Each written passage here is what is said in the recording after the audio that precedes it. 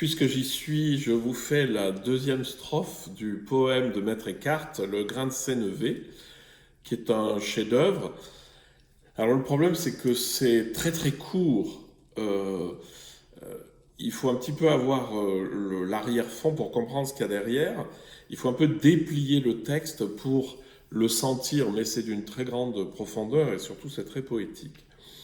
Donc deuxième strophe.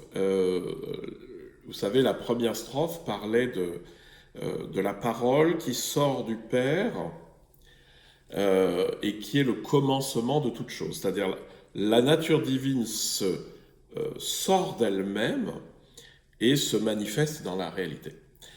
Alors, la deuxième strophe. Von Zweien ein Fluss, der Minnen glut, des deux, c'est-à-dire que Dieu s'exprimant dans sa parole, c'est-à-dire exprimant sa nature, engendre ce qu'on appelle le Fils, c'est-à-dire l'image dans laquelle il se reconnaît.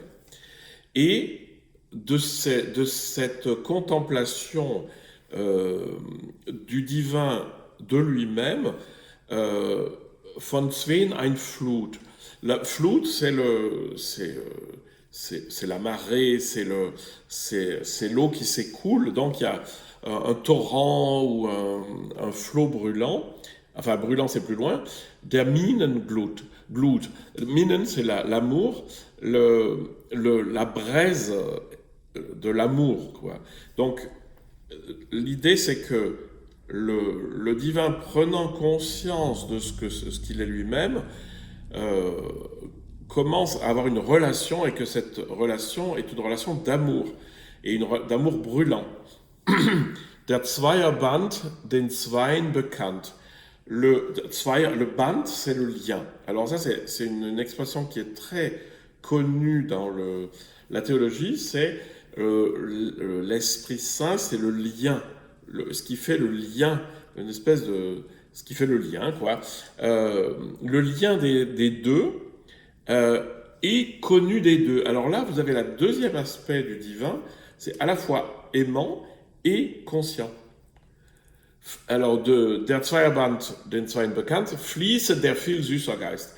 L'esprit s'écoule, l'esprit très doux, viel erbinglich, unscheidlich. Ils sont inséparables. Die drei sind ein. Les trois font un.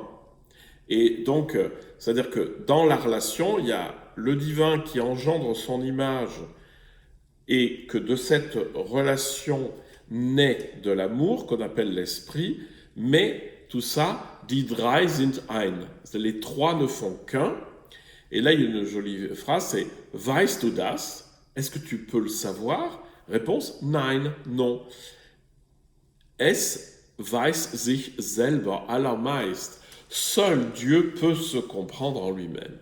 Voilà. Alors, ça peut paraître un tout petit peu capillotracté, mais en fait, ce que ça veut dire, c'est qu'à partir du moment où en moi, je prends conscience de la conscience qui m'habite, c'est-à-dire du divin qui est en moi, avec ma conscience humaine, qui est l'image de la conscience divine, naît une relation d'amour et de conscience. Et que ce sentiment fait un, et que c'est ça, la divinité. J'espère que je ne vous aurai pas perdu.